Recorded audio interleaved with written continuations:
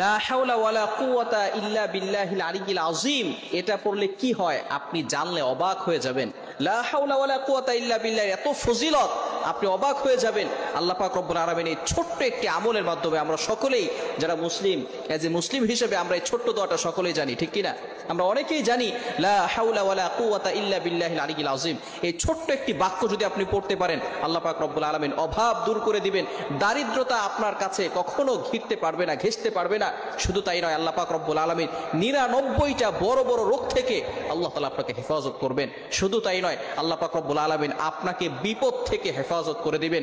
আল্লাহ পাক রব্বুল আলামিন আপনাকে গায়বী সাহায্য করবেন যদি আপনি বিপদে পড়ে লা হাওলা ওয়ালা কুওয়াতা ইল্লা বিল্লাহিল আলিয়্যিল আযীম পড়তে পারেন। বড় চমৎকার এই আমলটা আমাদের অনেক মুরব্বিয়ানে কেরাম যারা আগে এবং এখনো অনেক মুরব্বীদেরকে দেখেছি এই আমলটা করতে, এবং সাহাবায়ে কেরামরা এই আমলগুলো করতেন এবং তারা ফলাফলও পেয়েছেন।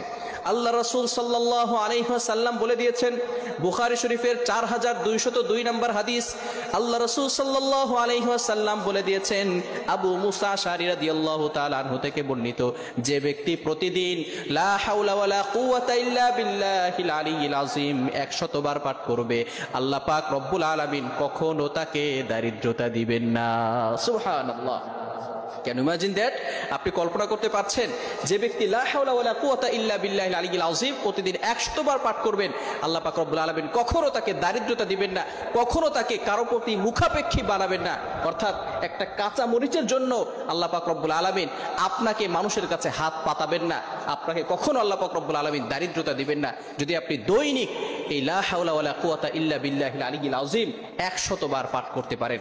শুধু তাই নয়, আল্লাহ রাসূল সাল্লাল্লাহু আলাইহি ওয়াসাল্লাম আরো বলে দিয়েছেন, যে ব্যক্তি একবার এই লা হাওলা ওয়ালা কুওয়াতা ইল্লা বিল্লাহিল আলিয়্যিল আযীম পাঠ করবে, আল্লাহ পাক রব্বুল আলামিন সাথে সাথে তার জন্য একজন ফেরেশতা নিযুক্ত করে দিবে, যে ফেরেশতা সারা দিন তার জন্য দোয়া করতে থাকবে। বলেন সুবহানাল্লাহ। আল্লাহ রাসূল সাল্লাল্লাহু আলাইহি ওয়াসাল্লাম আরো বলেছেন, যদি কোনো ব্যক্তি এই লা হাওলা ওয়ালা কুওয়াতা ইল্লা বিল্লাহিল আলিয়্যিল আযীম 10 বার পাঠ করে, তাহলে আল্লাহ পাক রব্বুল আলামিন তাকে সন্তান দুনিয়াতে আসলে যেমন তার কোনো গুনাহ থাকে না, আল্লাহ পাক রব্বুল আলামিন তাকেও পবিত্র করে দিবেন। সুতরাং এই আমলটা আমরা সকলেই করব।